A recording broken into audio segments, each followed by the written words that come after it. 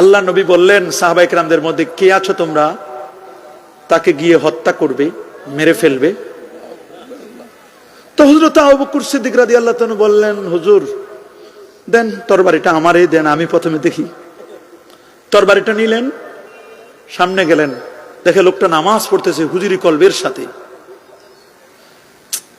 নরম দিলের মানুষ না, আরহামু উম্মতি বিআবি বকর, এত নরম দিলের মানুষ। উনি বলেন লোকটা নামাজ পড়তেছে, তারে কেমনে মারি? আসলাম হুজুরের কাছে, হুজুর নামাজরত অবস্থায় তারে কেমনে মারবো? নবীজি বলেন বসেন আপনি। এরপর কে আছেন যাবেন ওনাকে, ওই লোকটাকে হত্যা করবে।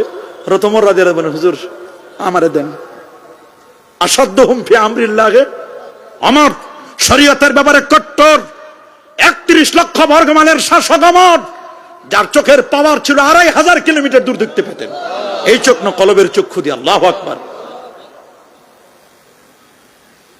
আচ্ছা, উনি যে পথে যেতেন শয়তান বলতো সরি, এই পথে যাওয়া যাবে না, এই পথে ওমর চলেন। সুবহানাল্লাহ বলেন, আল্লাহু আকবার। আমার রাসূল জান্নাতের মধ্যে দেখে আসছেন একটা প্রাসাদ, এক মহিলা উযু করছে, বলে এই প্রাসাদ কার? বলে এটা হযরত ওমরের নামে আল্লাহ বরাদ্দ দিবেন। নবীজি পাটা উঠালেন, ভিতরে ঢুকবেন, আবার বের করে নিলেন। ওমর তো গায়রাতওয়ালা মানুষ। সুবহানাল্লাহ বলেন। এসে যখন এই কথা বলছেন, হযরত ওমর হাউমাউ করে কেঁদে দিলেন, হুজুর একটু আমার জান্নাতটা একটু দেখে আসতেন। তরবারিটা নিলেন, নেওয়ার পরে গেলেন সামনে, দেখে লোকটা সেজদায় পড়ে কাঁদতেছে। কেমনে তার এই অবস্থায় মারি? পারলেন না উনি, ওনার বিবেকে বাধা দিল। চলে আসলেন নবীর কাছে, হুজুর ইয়া আসফালি, হুজুর আমার আফসোস, আমি পারতেছি না হুজুর। নবীজি বলেন এরপর কে আছো? হযরত আলী রাদিয়াল্লাহু তাআলা এবার তরবারিটা নিলেন। উনি তরবারি নিয়ে সামনে গেলেন, দেখে লোকটা এখন তাশাহুদের বৈঠকে আছে। সুবহানাল্লাহ বলেন। কিসের বৈঠকে? তাশাহুদের বৈঠকে আছেন। সালামটা ফিরাইলে মারবেন, সালামটা ফিরাইলে কি করবেন? তো তাশাহুদের বৈঠকে তো বেশি সময় লাগে না। তো উনি তরবারিটা নিয়ে রাসূলুল্লাহর কাছে গেছে, হুজুর লোকটা তাশাহুদের বৈঠকে আছে, সালাম ফিরানোর পরে তারে মারবো। রাসূল বলেন যাও। এসে দেখে সে নাই, মুহূর্তের মধ্যে শেষ, চলে গেল। দেখেন কেমন লাগে। আগের দুইজন মিস করছেন, উনি মিস করেও করলেন না, শেষ হয়েও হইল না শেষ। ছোট গল্পের মতো কি এক পরিস্থিতি। আসলেন নবীজির কাছে, নবীজি বললেন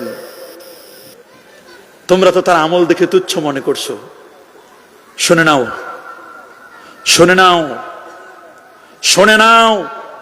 যদি তোমরা এই তিনজনের যে কোনো একজন যদি কেউ তাকে মারতে পারতা, তাহলে কিয়ামত পর্যন্ত দুই মানুষের মধ্যে কখনো ঝগড়া লাগতো না, মারামারি হইতো না, ইখতিলাফ হইতো না, মতবিরোধ হইতো না।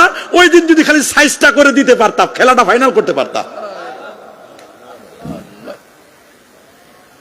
এরপর নবীজি এবার হাদিস বলতেছেন, এখন এটুকু আমরা বলি, লা ইয়াতিয়ান্না আলা উম্মতি মা আতা আলা বানি ইসরাইল হাজওয়ান নাল বিন নাল হাত্তা ইন কানা মিনহুম মান আতা উম্মাহু আলানিয়াতা লাকানা ফি উম্মতি মান ইয়াসনাউ যালিকা ওয়া ইন্না বানি ইসরাইলা তাফাররাকাত আলা 72 মিল্লাহ। এই এতটুকু আমরা বলি, ইন্না বানি ইসরাইলা তাফাররাকাত আলা 72 মিল্লাহ। বনি ইসরাইল ইহুদিরা 71 দলে, খ্রিস্টানরা 72 দলে, 77 উম্মতি আলা 73 মিল্লাহ। আমার উম্মত বিভক্ত 73 দলে। কুল্লুহুম ফিন্নার ইল্লা মিল্লাতা ওয়াহিদা। 73 দলের 72টা দল জাহান্নামী, একটা মাত্র দল জান্নাতি। মা আনা আলাইহি ওয়া আসহাবি। এইটুকু আমরা বলি শেষে, এটুকু আমরা কি বলি? এটুকু আমরা বলি মা আনা আলাইহি ওয়া আসহাবি। মনে রাখবেন, এই যে 71 দল বলি, 72 দল বলি, 73 দল বলি, এগুলো কি আমলের কারণে? কি বলেন? এই যে মতবিরোধ হয়েছে 71 ফেরকা 72 ফেরকা, নবী বলেছেন আমার উম্মত 73 ফেরকা হবে, এটা কি আমলের কারণে? বলেন আমলের কারণে?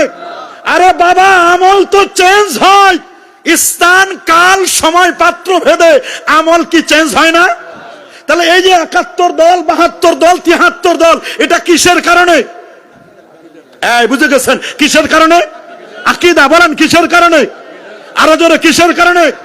এই যে আহলে হাদিস বলেন, সালাফি বলেন, লামাযহাবি বলেন, শিয়া বলেন, খারেজি, মুতাজিলা, তারপর আপনার কাররামিয়া, মুজাসসিমা, মুশাব্বিহা, এই যত দল বলেন, এদের সাথে আমাদের দুশ্মনী জমি জমা নিয়া, আমল নিয়া, কি নিয়া?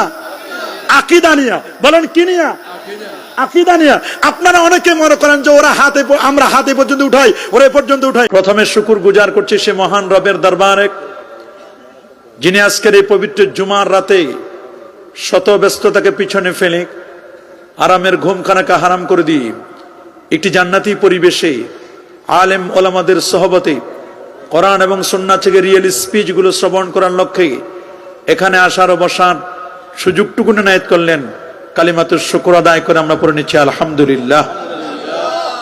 লাখো কোটি তার যার অনেক অনেক গুণ বেশি দরুদ আর সালাম পেশ করছি আল্লাহর সৃষ্টির প্রধান আকর্ষণ কুল কায়নাতের নবী আকা মাওলা নবীজি মুস্তাফা সাল্লাল্লাহু আলাইহি ওয়াসাল্লামের উপর বিনা দরখাস্তি যে নবীর উম্মত হতে পেরেছি, আসুন আরেকটি বার শুকরিয়া আদায় করে পড়ে নিচ্ছি আলহামদুলিল্লাহ। প্রেসুদি, আমাকে একটি নির্ধারিত বিষয়ে কথা বলার জন্য বলা হয়েছে, যে কারণে লম্বা ভূমিকা দিয়ে সমস্ত আলেমদের নাম উল্লেখ করে সময় ক্ষেপণ করা এটা আমার অভ্যাস নয়, সময় লস করা এটা আমার হ্যাবিট নয়। আমি সংক্ষিপ্ত খুতবা দিয়ে মূল আলোচনার দিকে আমি আপনাদের দৃষ্টি আকর্ষণ করছি। অত্যন্ত মনোযোগের সাথে আলোচনাগুলো শুনবেন, কারণ এটি ফেরাকের আলোচনা। রাসূল করিম সাল্লাল্লাহু আলাইহি ওয়াসাল্লাম তিনি জামে তিরমিজির 2210 নম্বর হাদিসে বলে দিয়েছেন, আয়াতুন তুতাবেউ কানেজামে বালিন কুতিয়া সিলকুহু। আল্লাহর হাবিব বলেন, ফিতনা তোমাদের কাছে এমন ভাবে আসছে যে একটি তসবির দানা, এটি যখন সুতোটা যখন ছিঁড়ে যায়, তসবির দানার যখন সুতো ছিঁড়ে যাবে, সুতো ছেড়ে গেলে একটার পর একটা তসবির দানাগুলো যেমন পড়ে যাবে, আল্লাহর হাবিব বলে দিয়েছেন সুতো ছিঁড়ে গেলে একটার পর একটার তসবির দানা যেমন আসবে, ফিতনা তোমাদের কাছে একটার পর একটা আসতেই থাকবে। এবং 2020 সালের যে ফিতনা, এর চেয়ে কঠিন ফিতনা হবে 21-এর ফিতনা চেয়ে আরো কঠিন হবে 22-এর ফিতনার চেয়ে কঠিন হয়েছে 23-এর চেয়ে 24, 25, 26 সালের ফিতনা হবে আরো বড় কঠিন। তবে মনে রাখবেন, জহরাল ফাসাদু ফিল বাররি ওয়াল বাহর বিমা কাসাবাত আইদিন নাস, জলে আর স্থলে যত আপদ আর বিপদ দেখো সবগুলো হচ্ছে তোমাদের হাতের কামাই। সূরাতুল আনকাবুতের শুরু লগ্নে আল্লাহ তাআলা বলে দিয়েছেন, আলিফ লাম মিম আহসিবান নাস আইয়ুতরাকু আইয়াকুলু আমান্না ওয়া হুম লা ইফতানুন। আলিফ লাম মিম আল্লাহু আ'লামু বিমুরাদিহি বিহি। আলিফ লাম মিমের অর্থ একমাত্র কেবলমাত্র আল্লাহ সুবহানাহু ওয়া তাআলা জানেন। আর আসবা না, সরে যাও। আল্লাহর হাবিব বলছেন, হাসিবান নাস, মানুষেরা কি মনে করে, আইয়ুতরাকু আইয়াকুলু আমান্না, যে তারা ঈমান আনয়ন করেছে আর তাদেরকে ছেড়ে দেওয়া হবে, ওয়া হুম লা ইফতানুন, তাদেরকে ফিতনায় ফেলা হবে না। তারা কি এমনটি মনে করছে? কোন ঈমানদার ব্যক্তি যেন এমন ধারণা না করে যে তারা কখনো ফিতনার সম্মুখীন হবে না, ফিতনার মোকাবেলা করবে না, এমনটি যেন কখনোই তারা মনে না করি। সুনানো আবি দাউদের 4958 নম্বর হাদিস, হাদিসটি আবু হুরায়রা রাদিয়াল্লাহু তাআলা বর্ণনা করেছেন। হাদিসটি সহিহ মুসলিমে এসেছে, হাদিসটি নাসাই শরীফে এসেছে। নবীজি বলেছেন, বাদিরু বিল আমাল, তোমরা আমলের দিকে অগ্রসর হও। ফিতানান ফিতানান কাকিতাইল লাইলিল মুজলিম, আল্লাহ রাসূল বলেন ফিতনা তোমাদের সামনে আসতেছে অন্ধকার রাতের মতো। সূর্য ডুবে গেলে যেমন অন্ধকারে গোটা দেশ ছিয়ে যায়, শীতকালে যখন রাত গভীর হলে যেমন কুয়াশার চাদর দিয়ে গোটা রাত যেমন গোটা পৃথিবী যেমন ঢেকে নেয়, ঠিক ফিতনা আসতেছে তোমাদের কাছে অন্ধকার রাতের মতো। ইসবিহুর রাজুলু ফিহা মুমিনান ওয়া ইউমসি কাফিরা, অবস্থা হবে এমন মানুষের ঈমান এত কনভার্ট হবে মানুষের ইমানের পরিস্থিতি এত খারাপ হবে, সকালে সেই লোকটি মুসলিম, সন্ধ্যাবেলায় সেই লোকটি বেঈমান। সন্ধ্যায় যে লোকটি বেঈমান, ওয়ায়ুসবিহু কাফেরা, মনে রাখবেন, ওয়ায়ুমসি মুমিনান ওয়ায়ুসবিহু কাফেরা। সন্ধ্যায় যে লোকটি বেঈমান, সকালবেলা সেই লোকটি মুমিন। আবার সকালে যে মুমিন, সন্ধ্যায় সে লোকটি বেঈমান। ইউটিউবে, ফেসবুকে একটা বিষয় দেখলো যে নবীজি কিয়ামতের দিন ফেলফেল করে তাকায় থাকবেন, নবীজি কিছুই করতে পারবেন না। এইরকম আকীদা যদি কেউ পোষণ করে আর এটাকে যদি লাইক দিয়ে দেয়, তা রাতের বেলায় রাত 12টায় লাইক দিলে, এটাকে সাপোর্ট করলে, এই আইডিওলজি যদি আমি বিশ্বাস করে ফেলি, তাহলে মনে রাখবেন আমার ইমানের পাল্লায় দেখবো, ইমানের ফোল্ডারে গিয়ে দেখবো ইমানটা হ্যাং হয়ে আছে, ইমান ইনঅ্যাক্টিভ, ইমান কোনো কাজ করছে না। রাসূল বলে দিয়েছেন, ইয়াবিউ দীনাহু বিআরাজিম মিনাদ দুনিয়া, ইয়াবিউ আহাদুহুম বিআরাজিম মিনাদ দুনিয়া।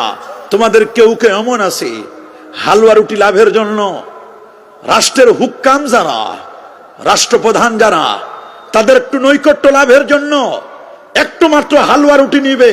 হালুয়া রুটি নেওয়ার জন্য, রাষ্ট্রের কিছু ফ্যাসিলিটি নেওয়ার জন্য নিজের দিন, নিজের আমল, নিজের আকীদা, নিজের ফেথ, নিজের কনফিডেন্স, নিজের আত্মমর্যাদা, নিজের শখসিয়াত, নিজের পার্সোনালিটি, নিজের মুরুয়াত, ব্যক্তিত্ব সব বিলীন করে দিবে শুধু একটু সরকারের হালুয়া রুটির ভাগ নেওয়ার জন্য।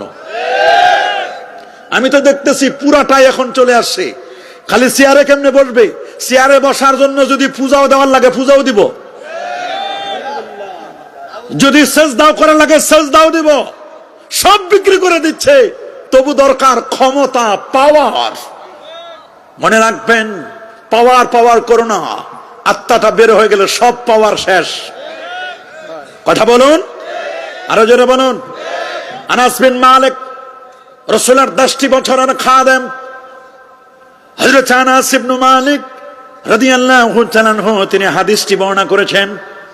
আল্লাহর হাবিব বলেন, এই হাদিসটি জামে তিরমিজির হাদিস, ইয়াতি আলান নাস জামানুন, এমন একটি জামানা, এমন একটি সময় আসবে, আস-সাবিরু ফীহুম আলা দীনিহি, দ্বীনের উপর অবিচল থাকা, দ্বীনের উপর ইস্তিকামত থাকা, কাল কাবিজ আলাল জামরে।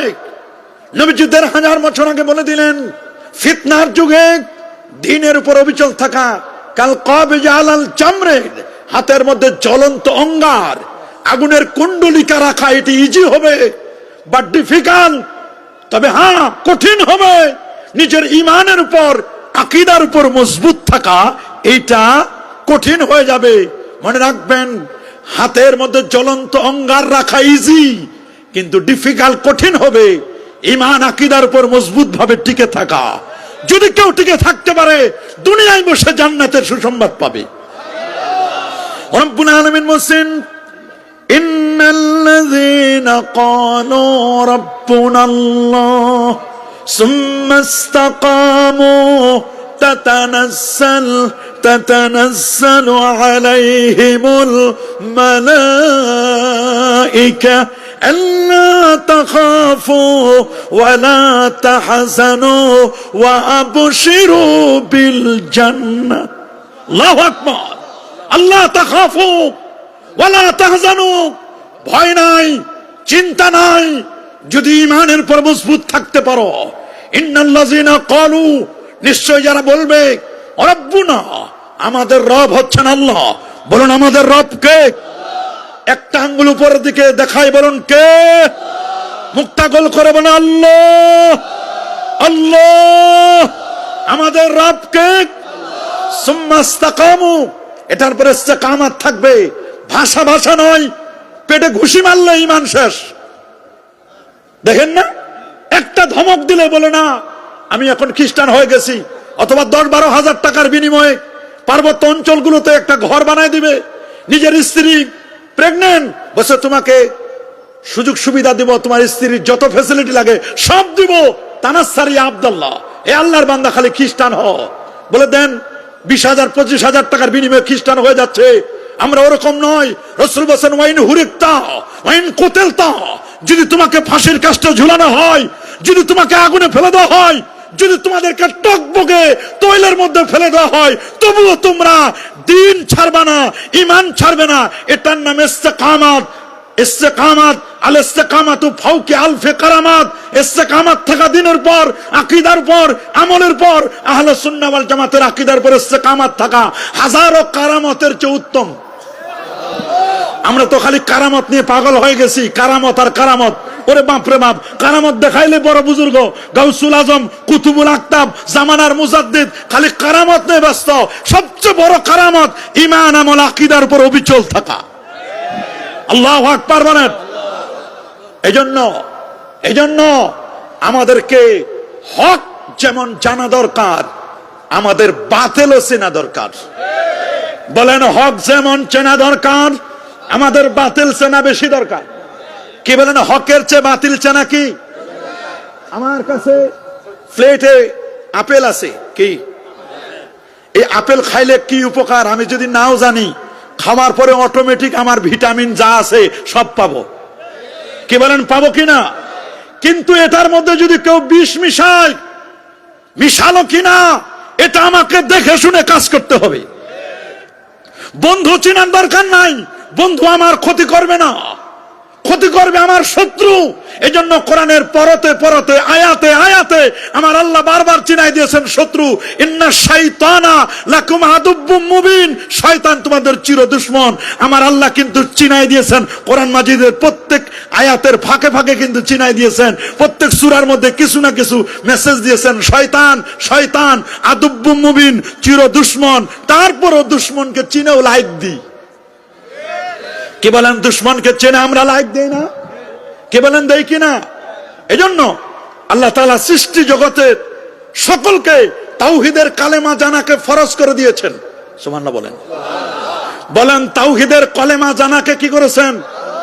আল্লাহ সূরাতু মুহাম্মাদের 19 নম্বর আয়াতে আল্লাহ পাক রব্বুল আলামিন বলে দিয়েছেন, ফালাম আন্নাহু লা ইলাহা ইল্লাল্লাহ, তুমি জানো আল্লাহ ছাড়া কোনো মাবুদ নাই। সুবহানাল্লাহ। এটা জানা ফরজ। বলেন, এটা জানা কি? খুব খেয়াল করে শুনবেন, খুব খেয়াল করে শুনবেন, এখানে সূক্ষ্ম কথা বলতেছি। ফালাম, তুমি জানো, জানা ফরজ। এখানে এলেম অর্জন করা ফরজ। এটা কি এলেম? পরবর্তীতে বলা আছে, ফালাম আন্নাহু লা ইলাহা ইল্লাল্লাহ। লা ইলাহা ইল্লাল্লাহ। বাবা বসো, এই ছবির কোনো মূল্য নাই, বসো। মানুষের কষ্ট হয়, বসে যাও, আর দাঁড়াবে না। ফালাম আন্নাহু লা ইলাহা ইল্লাল্লাহ, তুমি জানো আল্লাহ ছাড়া কোনো মাবুদ নাই। একটু মিস্টেক হয়ে গেলে উল্টা বুঝে ফেলবেন। তুমি জানো, তোমার জন্য জানা, আমার জন্য জানা ফরজ, প্রত্যেকের জন্য, পৃথিবীর সকল মুমিনের জন্য জানা ফরজ যে আল্লাহ ছাড়া কোনো মাবুদ নাই। আল্লাহু আকবার। ইমাম বুখারী আবু আব্দুল্লাহ মুহাম্মদ ইবনে ইসমাইল ইবনে ইব্রাহিম ইবনে মুগিরা আল বারদিসবা আল জুফি আল ইয়ামানি আল বুখারী রাহিমাহুল বারি কিতাবুল ইলমে জানা অধ্যায়ে তিনি এই হাদিস, মানে এই আয়াতটাকে কোট করেছেন। উনি বলেছেন, বাবুল ইলমে ক্বাবলাল কওলি ওয়াল আমাল, কথা বলবার আগে, আমলের আগে তোমার জন্য জানা ফরজ। কি জানবো আমি, কোনটা জানা ফরজ? উনি এনেছেন এই আয়াত, ফালাম আন্নাহু লা ইলাহা ইল্লাল্লাহ। উনি বুঝাই দিলেন তাওহীদের ইলম, আকীদার ইলম, তোমাকে হক ইলম, আকীদার ইলম জানা তোমার জন্য ফরজ। ঈমান, আকীদা কখনো সংক্ষেপ হয়। রাসূল বলেছেন, মান ক্বালা লা ইলাহা ইল্লাল্লাহ, এই যে হুজুর আগে ফখরুদ্দিন সাহেব বলে গেলেন, দাখালাল জান্নাহ ফা দাখালাল জান্নাহ, যারা বলবে লা ইলাহা ইল্লাল্লাহ সে জান্নাতে যাবে। কেন? এখানে তো মুহাম্মদুর রাসূলুল্লাহ নাই, তাহলে কি মুহাম্মদুর রাসূলুল্লাহ পড়া লাগবে না? অবশ্যই লাগবে। এই তাওহীদের মধ্যে অটো দেওয়া আছে মুহাম্মদুর রাসূলুল্লাহ, রিসালাত সাল্লাল্লাহু আলাইহি ওয়াসাল্লাম, এটা অটো দেওয়া আছে। আল্লাহু আকবার। তাওহীদের মধ্যে অটো রিসালাতটা দেওয়া আছে, এটা সংক্ষিপ্ত কথা। সুবহানাল্লাহ বলেন। এর চেয়ে আরো একটু ডিটেইলস, আশহাদু আল্লা ইলাহা ইল্লাল্লাহ ওয়া আশহাদু আন্না মুহাম্মাদান আবদুহু ওয়া রাসূলুহু, এটা আরেকটু ডিটেইলস। সুবহানাল্লাহ বলেন। এটা ঈমানের আরেকটু, আকীদার আরেকটু ডিটেইলস। এর চেয়ে আরো ডিটেইলস নেন, আল ঈমানু বিদউ ওয়া সাবুনা শুবা ফাআফদালুহা কাউলু লা ইলাহা ইল্লাল্লাহ ওয়া আদনাহা ইমাতাতুল আযানিত তরিক। ঈমানের ৭৭টা শাখা, প্রথম শাখাটার নাম হলো লা ইলাহা ইল্লাল্লাহ, আর সবচেয়ে শেষের শাখাটার নাম হলো রাস্তা থেকে কষ্ট দেওয়া জিনিস সরিয়ে ফেলা। এখানে ঈমানের ৭৭টা শাখার কথা বলেছেন। আবার হাদিসে জিবরাইলে সংক্ষেপে আখবিরনি আনিল ঈমান, ওইখানে ঈমান বলেন আনতুমিনা বিল্লাহি ওয়া মালাইকাতিহি ওয়া কুতুবিহি ওয়া রুসুলি ওয়াল ইয়াউমিল আখির ওয়া তুমিনা বিল কদরি খাইরিহি ওয়া শাররি। ঈমানে মুজমাল আছে, ঈমানে মুফাসসাল আছে। দেখেন ঈমানগুলোকে আস্তে আস্তে করে ডিটেইলস করে বর্ণনা করছেন। আল্লাহু আকবার বলেন। এখন আসেন আপনি সূক্ষ্ম কথাটা কি।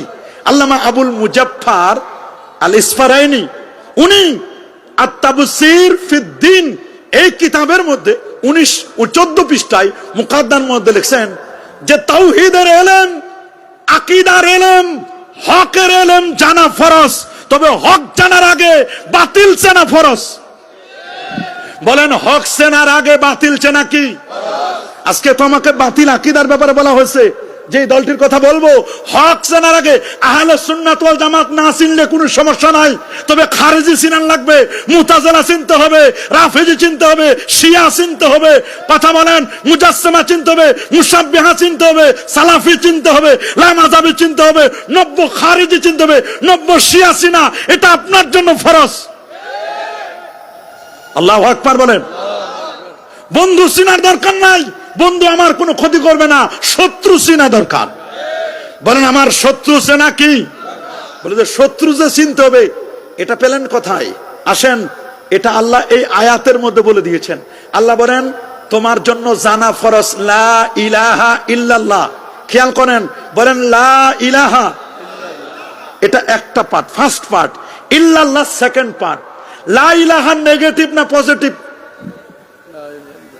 লা মানে নাই, ইলাহা মানে কোন ইলা, লা ইলাহা কোন ইলা নাই, এটা নেগেটিভ না পজিটিভ?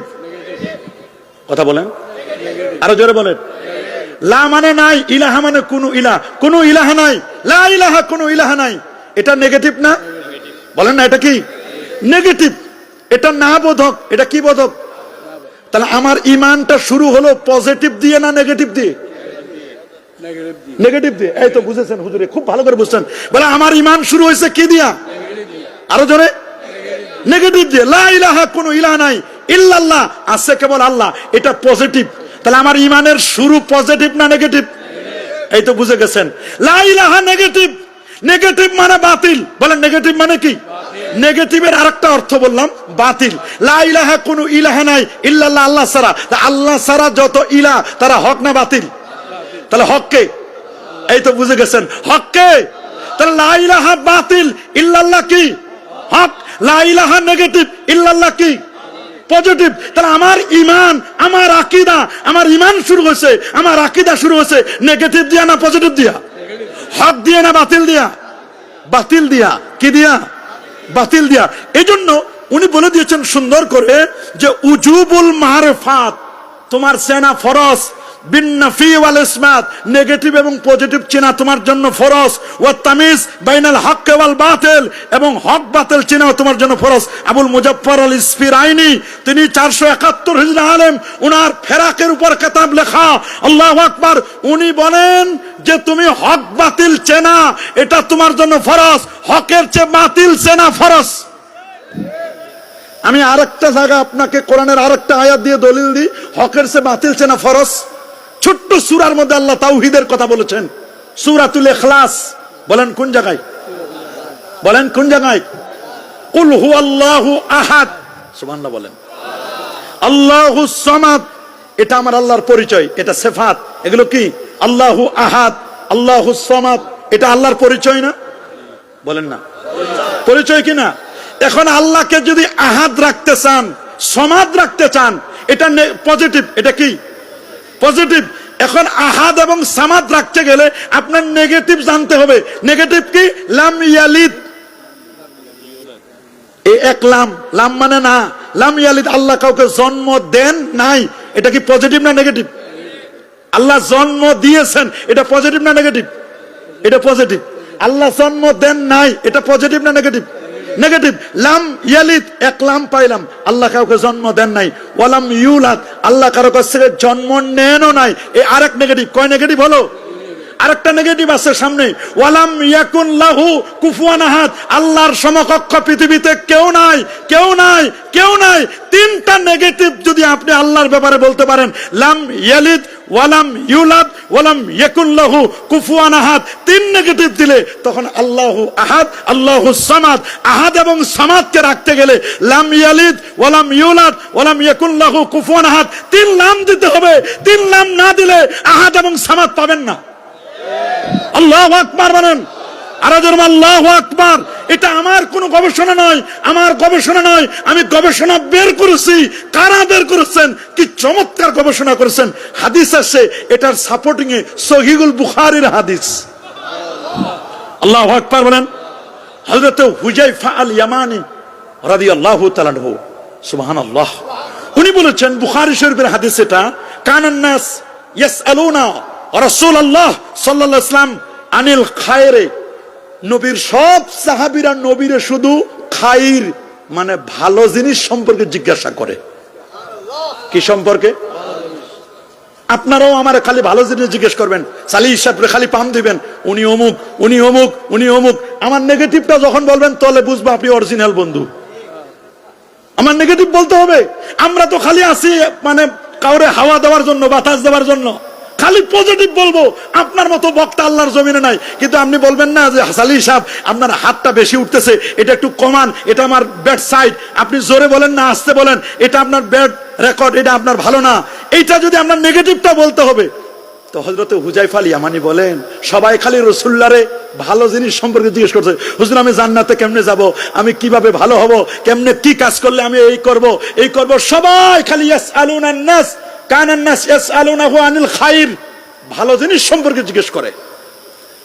ওয়া কুনতু আসআলুহু আনিশ শার, আর আমি রাসূলুল্লাহরে জিজ্ঞেস করি খারাপ সম্পর্কে। কি সম্পর্কে? যারা বলেন জিজ্ঞেস করলো যে আমি খারাপ সম্পর্কে কেন জিজ্ঞেস করছি? মাখাফাতান আইয়ুদরিকানি, যাতে করে এই খারাপটা আমারে পিয়ে না বসে। দেখছেন, খারাপটা যেন আমারে না পায়। এটা বুখারীর বর্ণনা, এটা কোনো কিসসা কাহিনী নয়। আর হুযায়ফা আল ইয়ামানি উনি চেনতেন সাহাবী না। উনাকে একবার রোম সম্রাট দাওয়াত দিছে। রোম সম্রাট দাওয়াত দিয়ে উনি বলছে আমি রাসূলের সুন্নাত হলো দস্তরখানে খাওয়া। মা কালা রাসূল সাল্লাল্লাহু আলাইহি ওয়াসাল্লাম কত্তুন আলা খাওয়ানিহি, নবীজি কখনো ডাইনিং টেবিলে খান নাই। ডাইনিং টেবিলে খাওয়া সুন্নাত নয়। বলেন না ডাইনিং টেবিলে খাওয়া কি নয়? উনি বলেন যে আজকে একটা দিন খাইলে কি হবে দস্তরখান সারা। উনি বললেন রোম সম্রাটের দরবারে, আত্রুকু সুন্নাতা হাবিবি মিন হাউলাইল হিমাকা, এই সমস্ত হেমাকাত গর্দবদের কারণে আমি কি আমার রাসূলের সুন্নাত ছেড়ে দিব? আল্লাহু আকবার। কেমন দীপ্তমান সাহাবী, সুন্নাতে মুআত্তারা, সুন্নাতে মুতাহহারা, প্রেমময় সুগন্ধিময় সুন্নতের প্রতি তার এত আবেগ, এত অনুরাগ ছিল হযরত হুযায়ফা আল ইয়ামানির। আল্লাহু আকবার বলেন।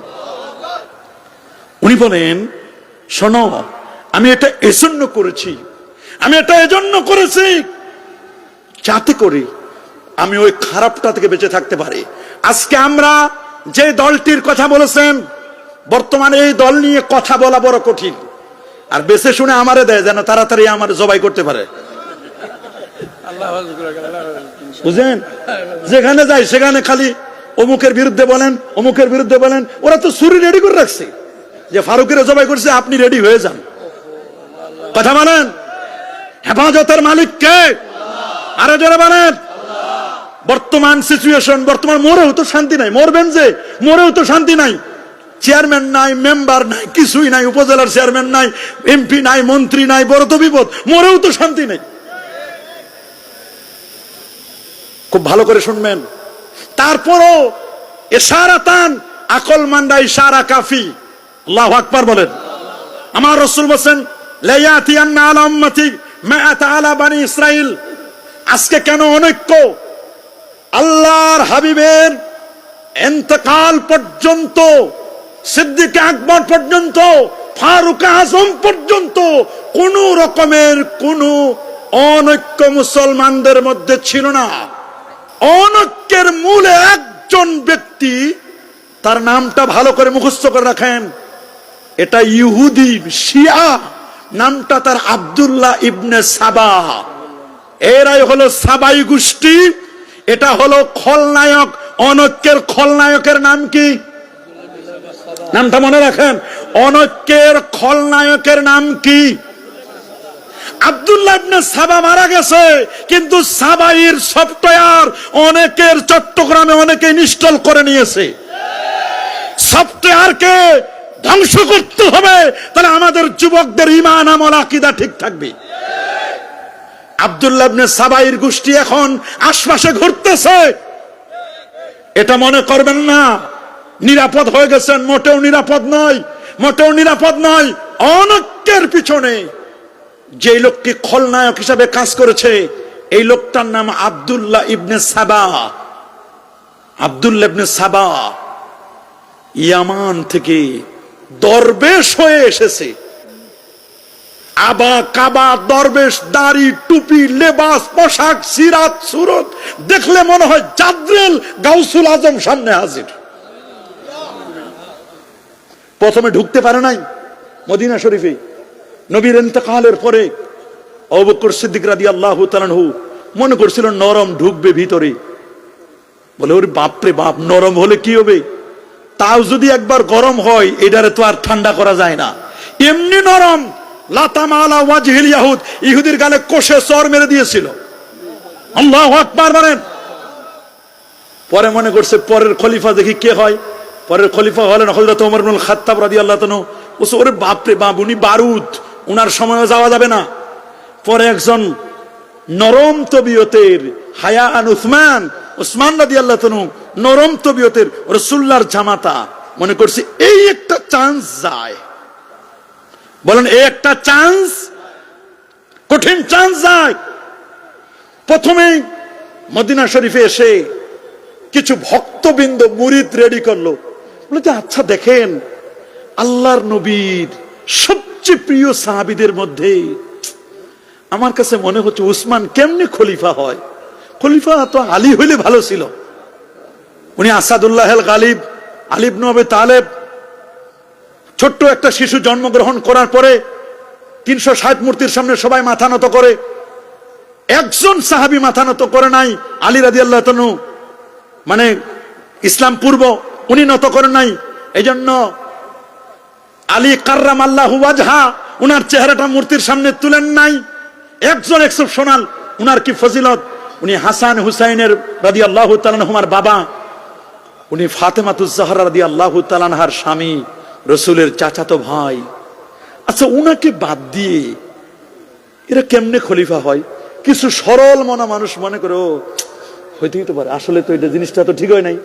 আস্তে আস্তে সোলো পয়জন দিচ্ছে, সোলো সোলো সোলো কি দিচ্ছে, একেবারে সোলো কায়দায় দিতেছে। এরকম করে করে করে করে করে করে করে আস্তে করে কিছু লোক তৈরি করলো। এটা যখন উসমান রাদিয়াল্লাহু তাআলা টের পাইলেন, ওনাকে নির্বাসন দিলেন। উনি চলে গেলেন বসরা, কুফা। বসরা গেছে, কুফা গেছে, মিশর গেছে, প্রত্যেকটা জায়গা অল্প অল্প অল্প অল্প অল্প অল্প করে মানুষ রেডি করছে, ভক্তবৃন্দ রেডি করছে। এগুলো নিয়ে আবার ফিরার সময় সব ভক্তদেরকে নিয়ে উসমান রাদিয়াল্লাহু তাআলার কাছে মদিনা শরীফে আবার আসছে। নামটা কি বলছে? খলনায়কের নাম।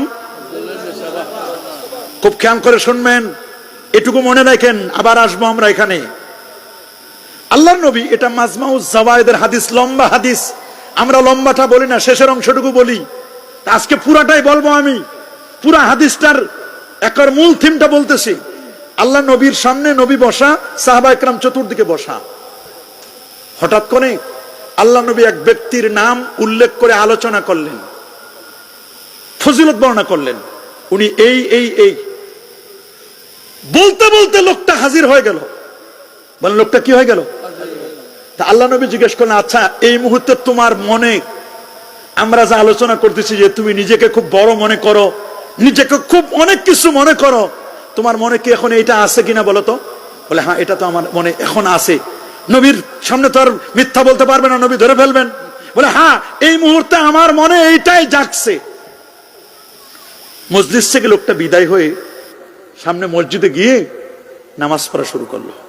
কি পড়া শুরু করলো? এমন নামাজের মধ্যে হুজুরি কলবের সাথে নামাজ পড়তেছেন। আল্লাহ নবী বললেন সাহাবায়ে কেরামদের মধ্যে কে আছো তোমরা, তাকে গিয়ে হত্যা করবে, মেরে ফেলবে। তো হযরত আবু বকর সিদ্দিক রাদিয়াল্লাহু তাআলা বললেন, হুজুর দেন তরবারিটা আমারই দেন, আমি প্রথমে দেখি। তরবারিটা নিলেন, সামনে গেলেন, দেখে লোকটা নামাজ পড়তেছে হুজুরি কলবের সাথে। নরম দিলের মানুষ না, আরহামু উম্মতি বিআবি বকর, এত নরম দিলের মানুষ। উনি বলেন লোকটা নামাজ পড়তেছে, তারে কেমনে মারি? আসলাম হুজুরের কাছে, হুজুর নামাজরত অবস্থায় তারে কেমনে মারবো? নবীজি বলেন বসেন আপনি। এরপর কে আছেন যাবেন ওনাকে, ওই লোকটাকে হত্যা করবে। হযরত ওমর রাদিয়াল্লাহু আনহু বলেন, হুজুর আমারে দেন।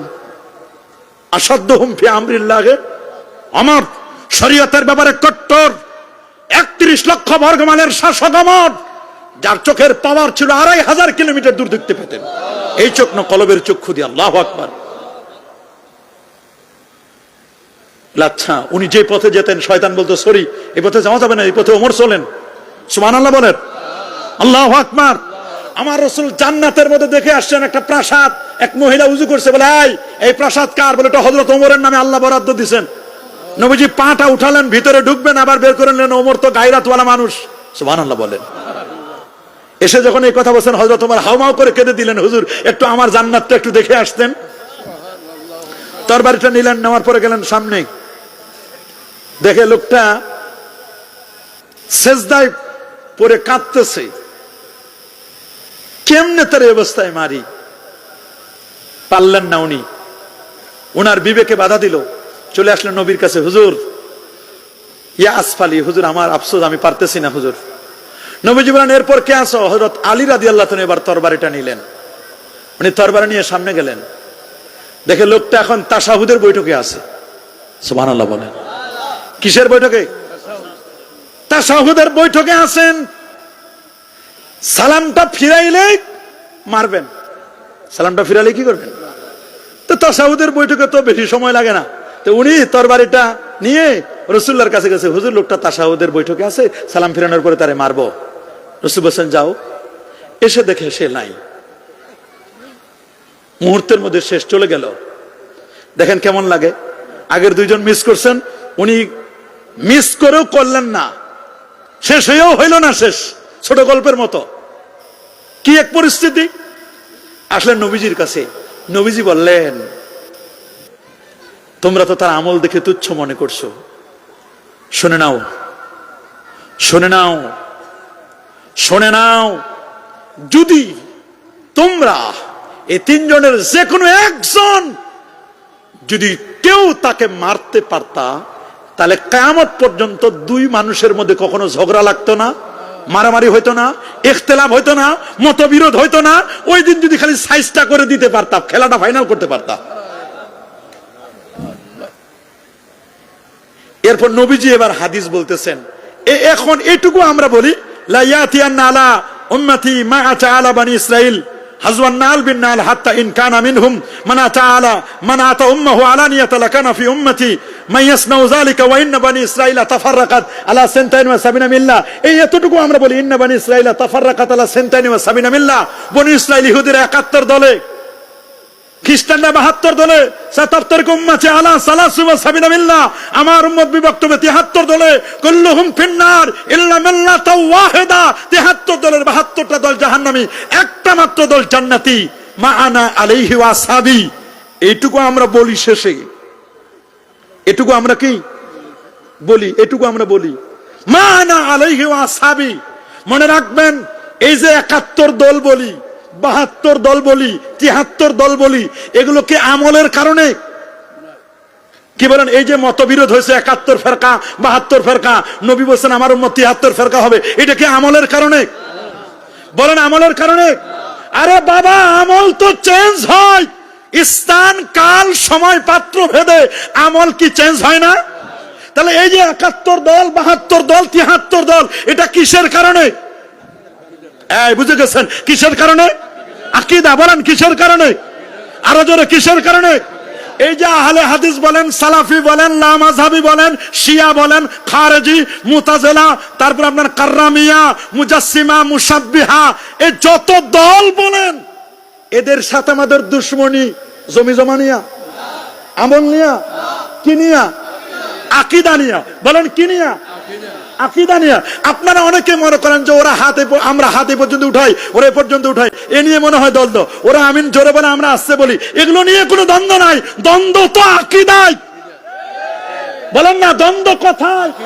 কিন্তু ওই জায়গাটা তো কেউ বলে না, ওইটা হাইড করে রাখে, খালি ওই হাত উঠা উঠে নিয়ে আর পাকে কতটুকু মানে সেগাই দাঁড়াইলো এটা নিয়ে, এই দুই তিনটা মাসলা মাসাল নিয়ে আমরা মনে করি যে কে আমিন জোরে আর আসছে, আমরা এতটুকু পর্যন্ত বলে শেষ করে দিই।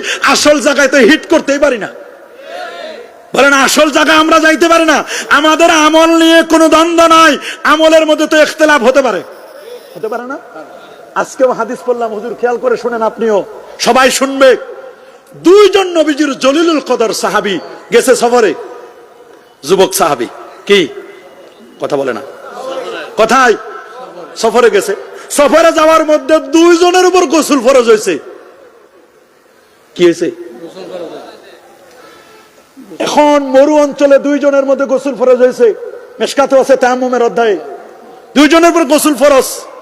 এখন কি বিপদ দেখেন, গোসল ফরজ হয়েছে দুইজনের উপর, এখন সামনে নামাজ। রাসূলের সাহাবী, অপবিত্র অবস্থায় সেজদা দেওয়া যাবে? আমরা হলে চালাই দিতাম যা করে,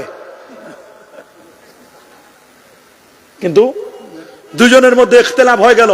একজন বলছে যে ভাই আমরা তো উজুর তায়াম্মুম জানি, গোসলের তায়াম্মুম জানি না, তো উজুর তায়াম্মুম যদি মুখমণ্ডল মাসা করা আর হাত মাসা করা হয়, তাহলে তো গোসলের তায়াম্মুমটা একটু লম্বা হবে, বড় হবে। গোসল তো সারা শরীরে আমরা পানি দিই। এক সাহাবী কাপড় চোপড় খোলে মাটির মধ্যে খালি গড়াগড়ি দিচ্ছে, একবার এদিকে একবার এদিকে একবার এদিকে, পুরো শরীর মাটি নিয়ে মাখে একেবারে পুরো শরীরের কোথাও বাকি নাই, কানের পেস্ট টেস্ট সব যেখানে যাচ্ছিল পুরো মাটি দিয়ে মেখে নিছে। আরেক সাহাবী বসে বসে খালি হাসে, কয় খালি রাসূলুল্লাহর সামনে যাই, তোমার নামে যা কব আমি, যা বলার বলবো। আরেকজন কয় আমিও বলবো, তুমি যে নামাজ পড়ো নাই ফজর, রাতে গোসল করে যেতে তুমি ফজর পড়ো নাই, এ বলছে তোমার নামে বিচার দিব, আমি বলছি এই বলছে, আরেক সাহাবী বলছে আমি তোমার নামে বিচার দিব, তুমি নামাজ পড়ো নাই। দেখেন কি গঞ্জামটা হয়ে গেছে। দুইজনে গেছে রাসূলুল্লাহর কাছে, রাসূলুল্লাহ মাটি দেখে একটু মুস্কি হাসি দিলেন, দাঁত মোবারক, দন্ত মোবারক থেকে নূর চমকাচ্ছে। রাসূলুল্লাহ বলে কি হয়েছে তোমার? কই হুজুর আমি তো হুজুর তায়াম্মুম জানি, গোসলের তায়াম্মুম জানি না হুজুর, আমি তো গড়াগড়ি দিয়ে দিছি। কি করছি? রাসূলুল্লাহ বলেন তুমি গড়াগড়ি দিছো। আরেকজনকে বললেন তুমি নামাজ পড়ো নাই? না হুজুর আমি তো নামাজ পড়ি নাই, কারণ আমি জানি হুজুর মাসালা, আমি জানি যে বিনা উযুতে অপবিত্র অবস্থায় সেজদা দেওয়া যাবে না। রাসূলুল্লাহ বলেন দুইজনেই ঠিক করেছো। কয়জন সাহাবী? একজন গড়াগড়ি দিয়েছে মাটিতে, আরেকজন নামাজই পড়ে নাই। কি করে নাই? কেন নামাজ পড়লো না? আবার এটা মনে করবো না আরে সাহাবী নামাজ পড়ে নাই তা আমরা কেন পড়বো। আপনি আবার এটা মনে করেন না, বাংলাদেশে তো এরকম কোন সিচুয়েশন নাই, আছে নাকি? ফাইনলাম তাজিদিল মা ফাতায়াম্মামু সাইদান তাইয়্যিবা। কিন্তু মাসালা না জানার কারণে নবীজি তাদেরকে তায়াম্মুমের সিস্টেম শিখালেন, যে উজুর তায়াম্মুম যেটা, গোসলের তায়াম্মুমও সেটা। আল্লাহু আকবার বলেন। দেখেন আমলের মধ্যে ভিন্নতা কেমনে হয়। নবীজি বনু কুরাইজায় যেতে বলেন সাহাবায়ে কেরামদেরকে, তোমরা বনু কুরাইজায় যাও, ওইখানে না গিয়ে আসর পড়বে না। সাহাবীদের মধ্যে দুইটা দল হলো। কয়টা? একদল বলল নবীজি বলছেন বনু কুরাইজায় না গিয়ে আসর পড়া যাবে না, তা আমরা প্রতিমধ্যে যদি আসর কাজাও হয় তারপরে আমরা বনু কুরাইজায় না যাওয়া পর্যন্ত আমরা আসর পড়ব।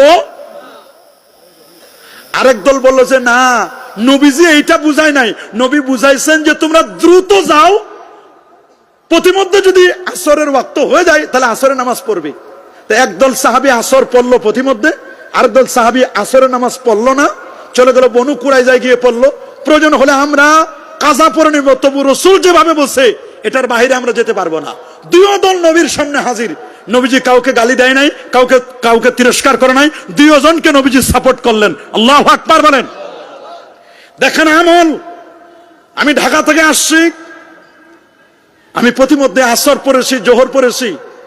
তো জোহর আসর পড়লে ঢাকায় থাকলে আমি পড়তাম ফরজ নামাজ জোহরের কয় রাকাত।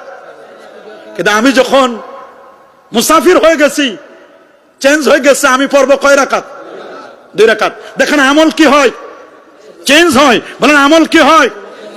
আমল কিন্তু পরিবর্তন হয়, চেঞ্জ হয়। আপনি এত বড় বুজুর্গ, আপনি এবার গেছেন মক্কা শরীফে হজ করতে। অনেক হাজী সাহেব বলে, হুজুর 5 লাখ টাকা দিয়ে হজ করতে আসলাম, আমার জীবনের আশা আরাফার ময়দানে মাথায় একটা টুপি দিব, আর এই টুপিটা আপনি দিতে দিলেন না হুজুর। আপনি আমার মানিজ্যত শেষ করছেন। আমার বাইরের লোক যদি কেউ দেখে, বাড়ির কেউ দেখে যে আমি আরাফার ময়দানে মাথায় টুপি দেই নাই, তো ওরা বলবে তোমার হজে হয় নাই। আছে না এরকম মানুষ? আছে না? অনেক মুরব্বীরা বুঝাইতে পারে না, টুপি ওই ইসের মধ্যে, ব্যাগের মধ্যে নিয়ে আসে, বলে হুজুর খালি আরাফার ময়দানে খালি হুজুর 1 ঘন্টার জন্য দেন, মানুষ যেন আমার বেইজ্জতি না করে।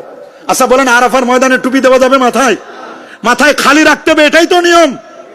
দেখেন আরো কি সিস্টেম। আল্লাহু আকবার বলেন। যদি আপনি মসজিদে নামের রাতে নামাজ পড়েন, তাহলে আপনাকে জামু বাইনা সালাতাইন করতে হবে। 2 নামাজ, 2 ওয়াক্তের নামাজ 1 ওয়াক্তে পড়তে হবে। আল্লাহু আকবার। আবার কি সিস্টেম পরিবর্তন, ইসলামের কারণে কিভাবে চেঞ্জ হয়ে যায়, আমল চেঞ্জ হয়ে যায়। মাগরিবের আজান হবে, বাট পৃথিবীর সবাই নামাজ পড়বে, কিন্তু আরাফায় যারা উকুফ করবে তারা নামাজ পড়তে পারবে না। আপনি যদি মনে করেন 365 দিনের শ্রেষ্ঠতম দিন, শ্রেষ্ঠতম জায়গা, খায়রুদ দুআ দুআ আরাফা, আরাফার দোয়া শ্রেষ্ঠ দোয়া, এমন একটা জায়গায় আমি আসছি, আর এইখানে হুজুর আপনি আমার মাগরিবের নামাজ কাজা করাইলেন, হুজুর আমার টাকা ফেরত দেন, আমি হজে করবো না। এক হাজী সাহেব তো রাগ করে চলে যাবে, সে হজ করবে না। দেখেন মানুষের, দেখেন না জানার কারণে। এই জন্য ইসলামের নিয়ম, ফাসআলু আহলাল যিকরি ইন কুনতুম লা তা'লামুন। কোন বিষয় যদি না জানো, অজানা বিষয়গুলো জাননেওয়ালার কাছে জেনে নিবি। আল্লাহু আকবার বলেন। দেখেন আপনি সিস্টেমটা। এই জন্য ফিকহ মুফতি সবাই হতে পারে না। সুবহানাল্লাহ বলেন। বলেন সবাই মুফতি হতে পারে? নবীজির 1,25,000 সাহাবীর মধ্যে মাত্র 130 জন ছিল মুফতি। কয়জন সাহাবী? 130 জন মুফতি ছিলেন। তার মধ্যে 10 জন ছিল সেরা, 10 জনের শ্রেষ্ঠ ছিল আব্দুল্লাহ ইবনে মাসউদ রাদিয়াল্লাহু তাআলা। সেই আব্দুল্লাহ ইবনে মাসউদ থেকে আমাদের হানাফি মাযহাব ইমাম আজম আবু হানিফা, যিনি কোরআন সুন্নাহ থেকে 12,70,971টা মাসআলা বের করেছিলেন। আল্লাহু আকবার। উকুদুল জুমান ফি মানাকিব আবি হানিফা আন-নুমান, ওনার এই কিতাবের মধ্যে লেখা আছে আল খায়রাতুল হাসান, এই কিতাবের মধ্যেও লেখা। আপনি শুনলে অবাক হবেন। এক লোক, দেখেন ফাতোয়া কি জিনিস, ফিকহ কি জিনিস, আমি শুনে অবাক হয়ে যাই। গত রাত্র 2:30 যখন বাজে, তখন আমি এই কিতাবটা ডাউনলোড করে পড়তেছি। গত রাতের কথা বলতেছি, গাড়িতে বসে বসে তো পড়ার সময় দেখতেছি যে এক লোক মাটির নিচে স্বর্ণরৌপ্য জমা রাখছে তার নেক্সট জেনারেশনের জন্য। কার জন্য? সন্তান সন্ততিরা পাবে। স্বর্ণরৌপ্য জমা রাখছে মাটির নিচে, তার মানে বাউন্ডারির মধ্যে। কিন্তু কোন জায়গায় জমা রাখছে এইটা আর মনে করতে পারতেছে না। এখন এই মুহূর্তে তার টাকা পয়সাও দরকার, অর্থকড়িও দরকার। বহু আলেমকে জিজ্ঞেস করতেছে, কোন আলেম কোন সমাধান দিতে পারতেছে না। যে আচ্ছা এই স্বর্ণরূপটা কোথায় রাখছি, বলি আপনি কোথায় রাখছেন এটা কেমনে বলবো? আল্লাহু আকবার বলে। তো পরে গেছে ইমাম আজম আবু হানিফার কাছে। তো ইমাম আজম আবু হানিফা বলছে যে আপনি সুন্দর করে উযু করেন, উযু করে আপনি নিয়ত করে নেন সারা দিন রাত 24 ঘন্টা খালি হারাম ওয়াক্ত ছাড়া সারা দিন রাত আপনি নামাজ পড়বেন। আল্লাহু আকবার বলেন। সারা দিন রাত নামাজ পড়বো। তো উনি উযু করে সুন্দর করে নামাজে দাঁড়ায় গেছে। প্রথম রাকাতেই যে জায়গায় রাখছে ওই জায়গাটার কথা মনে এসে গেছে। আরো জোরে সবার মুখে আল্লাহু আকবার বলেন। লোকটা এখন মনে মনে কইতেছে, রে ইমাম আজম আবু হানিফা এত বড় মুদাব্বির, এত আলেমকে জিজ্ঞেস করলাম, কোন আলেম বলতে পারলো না যে আমার টাকাটা কোথায় আছে, কোন জায়গায় আমি অর্থ করে স্বর্ণরূপ দিনার দিরহাম গুলো মাটির নিচে কোথায় পুঁতে রাখছি, কেউ বলতে পারলো না। আর উনি এমন এক মুদাব্বির দিল, সারাদিন নামাজ পড়বো, সারা রাত নামাজ পড়বো, সারাদিন লাগলো না, রাত লাগলো না, প্রথম রাকাতেই খেলা ফাইনাল। আল্লাহু আকবার। নামাজ 2 রাকাত পরে ছোট সূরা দিয়া নামাজ পড়ে শেষ করে গেছে ইমাম আজম আবু হানিফার কাছে। উনার কাছে আগে যায় নাই, ওই যে জায়গাটার কথা বলছেন, জায়গার কথা স্মরণ করে দিচ্ছেন, ওই জায়গাটা গিয়ে ঘুরে দেখছেন ঠিকই ওইটা আছে। এরপর গেছে ইমাম আজম আবু হানিফার কাছে, গিয়ে বলছে হুজুর কি তদবির দিলেন হুজুর, আমি তো নিয়ত করছি সারাদিন সারা রাত আমি নামাজ পড়বো, তো সারাদিনও লাগলো না সারা রাত লাগলো না, প্রথম রাকাতে আমার হয়ে গেল। হুজুর কি তদবিরটা আপনি দিলেন?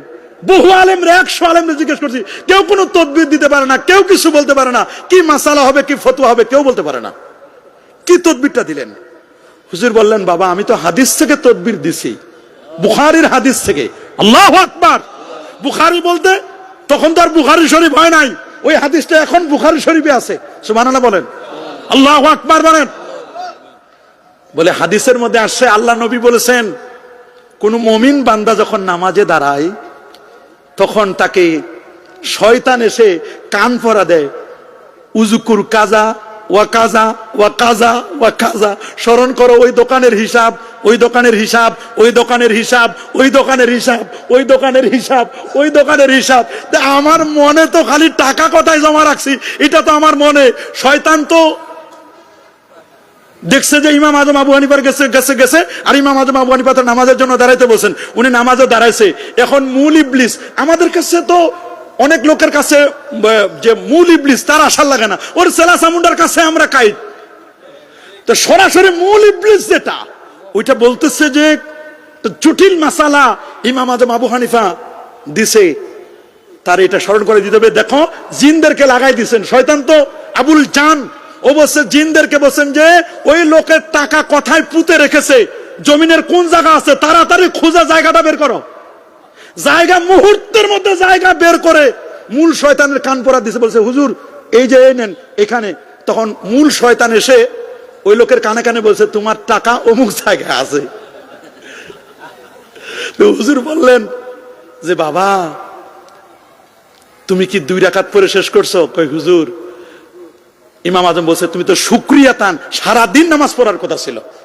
আল্লাহু আকবার বলেন। বলে আমি তো জিনিস পেয়ে গেছি হুজুর, আপনি তো তদবির দিচ্ছেন। দেখেন এই হাদিস থেকে মাসালা বের করছেন, এটা আমরা জীবনে কল্পনাও করতে পারতাম না। আল্লাহু আকবার। কোথায় কার মাসালা কোথায় নিয়ে দিলেন উনি। আল্লাহু আকবার বলেন, আরো যেমন আল্লাহু আকবার। এই জন্য যারা মুহাদ্দিসরা হলো ফার্মেসি, বলেন মুহাদ্দিসরা কি? ঔষধের ফার্মেসি আছে না, কিন্তু কত ঠঙ্গা কত প্যাকেট, কোন প্যাকেটে কি ঔষধ আছে এটা জানে, কিন্তু কোন ঔষধের কাজ কি এটা জানে না। মুহাদ্দিসের কাছে রওয়ায়াত আছে, বুখারী, মুসলিম, তিরমিজি, আবু দাউদ, নাসাই। আমাদের আহলে হাদিসদের ভাইয়ের কাছে আছে ইফাবা, ইসলামিক ফাউন্ডেশন বাংলাদেশ। ওরে বাপ, বুখারীর হাদিস, মুসলিমের হাদিস, তিরমিজি, আবু দাউদ, নাসাই, ইবনে মাজাহ, মুয়াত্তাইনের হাদিস, মুয়াত্তা মালিক, মুয়াত্তা মুহাম্মদ, কানজুল উম্মাল, মুসান্নাফ ইবনে আবি শাইবা, মুস্তাদরাক আলা সাহিহাইন, মুসনাদ আহমদ, হাজার হাজার লক্ষ লক্ষ হাদিস আছে ঠিকই, কিন্তু ডাক্তার নাই। ফার্মেসির ঔষধ আছে ঠিকই, কোন ওষুধ কি কাজ দিবে এইটা জানে ডাক্তার, ডাক্তারের প্রেসক্রিপশন অনুযায়ী ওষুধ কিনতে হয়। মুহাদ্দিসরা হলো ফার্মেসি, আর মুফতি যারা ফকিরা এরা হলো ওই ফার্মেসির ডাক্তার। আল্লাহু আকবার। মানে আমার আনতুমুল আতিব্বা ওয়া নাহনু সাইদালিয়া। আমি আরবিটা বললাম না যে যেহেতু আমাদের শর্ট করে পাবলিক বুঝার জন্য, আজকেও পড়ছি আমাশকে লক্ষ্য করে হযরত ইমাম আমাশ বলেছিলেন। আল্লাহু আকবার বলেন।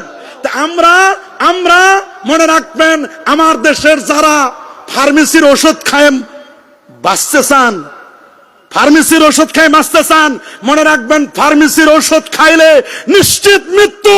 ডাক্তারের প্রেসক্রিপশন নেন, বলেন কার প্রেসক্রিপশন নিতে হবে? ডাক্তারের প্রেসক্রিপশন নিতে হলে আপনাকে যেতে হবে ফকির কাছে, মাযহাবের কাছে। এই জন্য তো আমরা মাযহাবি, আমাদের পরিচয় লা মাযহাবি নয়। মাযহাবিদের কাছে ডাক্তার আছে, হানাফি, শাফি, মালিকি, হাম্বলি। 4 ইমাম হলো কোরআন সুন্নাহর ডাক্তার। আল্লাহু আকবার বলেন। 4 ইমাম হলো কোরআন সুন্নাহর। উনার কাছে আরেকটা জটিল মাসালা আসে, সুবহানাল্লাহ বলেন। এটা একটা ছোট্ট মাসালা, দেখেন কিভাবে উত্তর দিছে। উনি শপথ করছেন, কসম কি করছেন? কসম কি বলছে যে আমি আর ডিম খাবো না। কি খাবো না? ডিম খাবে না আর জীবনে কি খাবে না? সুবহানাল্লাহ, আল্লাহু আকবার বলেন। আবার উনার স্ত্রী আসছে, বলছে তোমার ব্যাগে যেটা আছে ওইটা যদি আমি খাই তাহলে তুমি তালাক। খুঁজে দেখে ব্যাগের মধ্যে আছে ডিম। ওইখানে বলছে কি করবে, মানে বলছে যে তোমার ব্যাগের মধ্যে যা আছে তা যদি আমি না খাই তাহলে তুমি তালাক। আর এখানে বলছে যে ডিম খাবো না, এখানে বলছে কি আমি ডিম খাবো না, তো উনি তো ডিম খাবে না, ডিম খাইলে শপথ ভঙ্গ হয়ে যাবে। আবার স্ত্রীকে বলছে তোমার ব্যাগের ভিতরে, তোমার ভ্যানিটি ব্যাগে যা আছে এইটা যদি আমি না খাই তাহলে তুমি তালাক। এখন এটার ভিতরে কি আছে? এখন এইটা না খাইলে তো তালাক, আর এখানে যদি খাই তাহলে কি হবে? শপথ ভঙ্গ হয়ে যাবে। কি এক বিপদ! এইরকম জটিল মাসআলা। কি মাসআলা? এখন এই লোক বড় বড় কেবার মিনাল ফুকাহা আল মুফতিন, মুফতি ফকি যারা আছে সবাইকে জিজ্ঞেস করছে, বলছে নিশ্চিত হানেস শপথ ভঙ্গকারী হবে, এর মধ্যে কোনো সন্দেহ নাই। এক পর্যায়ে ইমাম আজম আবু হানিফার কাছে আসছে, বলে এটা সিম্পল মাসালা, এটা শপথ ভাঙবে না। বলে এখানে শপথ না ভাঙার তো কোনো কারণে দেখি না আমি, এটা তো কোনো না কোনো ভাবে ভাঙবেই। বলে কি বলছো? বলে আমি কখনো ডিম খাবো না। ঠিক আছে, তোমার ডিম খাবো না এটা ঠিক আছে। বলছে এখানে যা আছে, তোমার ব্যাগের মধ্যে যা আছে এটা আমি যদি না খাই তাহলে তুমি কি? তো বলছে তোমার শপথ ভাঙবে না। এই ডিমটা, এখানে যে ডিমটা আছে এটা যে উমওয়ালা মুরগি আছে না, এই মুরগির মধ্যে তা দিয়ে দাও, মুরগির মধ্যে তা দিলে মুরগির থেকে ডিম থেকে বাচ্চা বের হবে, বাচ্চা যখন বড় হবে মুরগি জবাই করে আমি খাবো। আল্লাহু আকবার, আল্লাহু আকবার বলেন। তাহলে চিন্তা করে দেখেন, আমি তো ডিম খাই নাই, আমি কি খাইছি? ডিম থেকে। আল্লাহু আকবার বলেন। দেখেন মাসালা কি, প্রশ্ন করলো কি, আর উত্তর কোন সিস্টেমে দিলেন, শপথ যেন ভঙ্গ না হয় এইভাবে সিস্টেম করে দিয়েছেন। সূক্ষ্ম মাসআলা। ইমাম আজম আবু হানিফা রাহমাতুল্লাহ আলাইহি এগুলো দিতেন। এই জন্য আমরা তো মাযহাব মানি। আহলে হাদিস ভাইদের আকীদা আছে, যারা বলে মাযহাব মানবে তারা নাকি সবচেয়ে বড় মুশরিক, ইহুদি খ্রিস্টান অমুসলিমদেরকে মতো, এর তো খারাপ আমাদেরকে জানে। নাউজুবিল্লাহ। এই জন্য বাবা খুব খেয়াল করে শুনবেন, গোটা মুসলিম উম্মার অনৈক্যের পিছনে সবচেয়ে খলনায়ক যেটা, তার নাম কি? আব্দুল্লাহ ইবনু সাবা। কি নাম? আব্দুল্লাহ ইবনে। এই আব্দুল্লাহ ইবনে সাবা, সাবাই গোষ্ঠী, এই লোকটা আলী রাদিয়াল্লাহু তাআলার সামনে গেলেন উসমান রাদিয়াল্লাহু তাআলাকে হত্যা করার, মানে শহীদ করার পিছনে যার অবদান, মানে অবদান বলতে যেই লোকটা সবচেয়ে বেশি খলনায়ক করছে সেটা হলো এই আব্দুল্লাহ ইবনে সাবা। আব্দুল্লাহ ইবনে সাবা উসমান রাদিয়াল্লাহু তাআলাকে কোরআন মাজিদ তেলাওয়াত অবস্থায় তাকে কিন্তু শহীদ করা হয়েছে তার কারণে। আবার সেই আগুন জ্বালাই দিছে, আবার আগুন নেভানোর জন্য চেষ্টা করছে, গেছে হযরত আলী রাদিয়াল্লাহু তাআলার কাছে, বলে দেখেন ওরা তো ভুল করছে, আপনাকে বুঝতে পারে নাই, আপনাকেই এখন এই মুহূর্তে হতে হবে, আপনাকেই হতে হবে পরবর্তী খলিফা। এদিকে আম্মা জান আয়েশা সিদ্দিকা রাদিয়াল্লাহু তাআলা আনহা, উনি গেছেন হজ করার জন্য, মা আয়েশা গেছেন মক্কা শরীফে। এদিকে এই সুবাদে এই আব্দুল্লাহ ইবনে সাবা একটা ঘটনা ঘটাই দিছে। কঠিন এক পরিস্থিতি।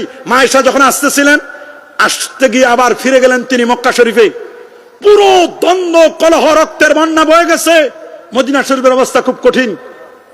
আম্মা জান আয়েশা সিদ্দিকা রাদিয়াল্লাহু তাআলা আনহা উনি চলে গেলেন তখন কুফা, কোথায়?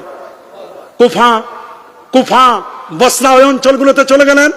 আর এদিকে আলী রাদিয়াল্লাহু তাআলাকে এই আব্দুল্লাহ ইবনে সাবা বলছেন আপনি এখন খলিফা হবেন, নেক্সট খলিফা। বলে আপনি আলী, আপনি ইলাহ। নাউজুবিল্লাহ বলেন। বলে আপনি কি? বলে আপনি ইলাহ। বলে আমি ইলাহ। আব্দুল্লাহ ইবনে আব্বাসকে বলেন আয় ওকে গ্রেফতার করো এবং ওর সাথে যত আছে সবাইকে গ্রেফতার করো, গ্রেফতার করে আগুন জ্বালাও, আগুনে পুরাই দাও। তখন এই আব্দুল্লাহ ইবনে সাবা বলল যে আমি আগে আপনাকে ইলাহ খোদা মনে করতাম 60%, কত পার্সেন্ট? 60%। আর এখন আমি আপনাকে মনে করতেছি আপনি ইলাহ, আপনি খোদা 100 মিয়া ফিল মিয়া। বলে কেন? বলেন না নাউজুবিল্লাহ। বলে এই জন্য আমি আপনাকে ইলাহ মনে করি, কারণটা হলো এই, যে আল্লাহ ছাড়া, ইলাহ ছাড়া, রব ছাড়া আগুনে মানুষকে কেউ পুরাতে পারে না। আপনি যে ইলাহ, আলী, আপনি যে আকবর, আল্লাহ যেমন আকবর, আলী আপনিও আকবর, আপনি যে ইলাহ, এর মধ্যে কোনো সন্দেহ নাই। কেন আপনি আমাদেরকে আগুনে পুরার কথা বলছেন? নাউজুবিল্লাহ বলেন। এই লোকটা ছুটে চলে আসছে, যত টাল বাহানা করে সিস্টেম করে পালায় আসে। এই লোকটা মুসলমানদের রন্ধ্রে রন্ধ্রে ঢুকে ঢুকে মুসলমানদের অনেকের পিছনে কাজ করছে। এই দেশের যাদেরকে বলেন আহলে হাদিস বলেন, সালাফি, লামাজাবি, আরো যত বাতিল ফেরকা আছে, প্রত্যেকের পিছনে ইন্ধন দেওয়ার ব্যক্তিটির নাম হলো আব্দুল্লাহ ইবনে সাবা। এই সাবাই গোষ্ঠীরা এখনো চতুর্দিকে এখনো সফটওয়্যার বিলি করতেছে। ওদের সফটওয়্যারকে না করে দিতে হবে, আমাদেরকে সঠিক পথ আহলে সুন্নাহ ওয়াল জামাতের আকীদা আমাদেরকে চলতে হবে। আল্লাহ পাক রব্বুল আলামিন আমাদের সবাইকে কবুল করুন, বলে আমিন।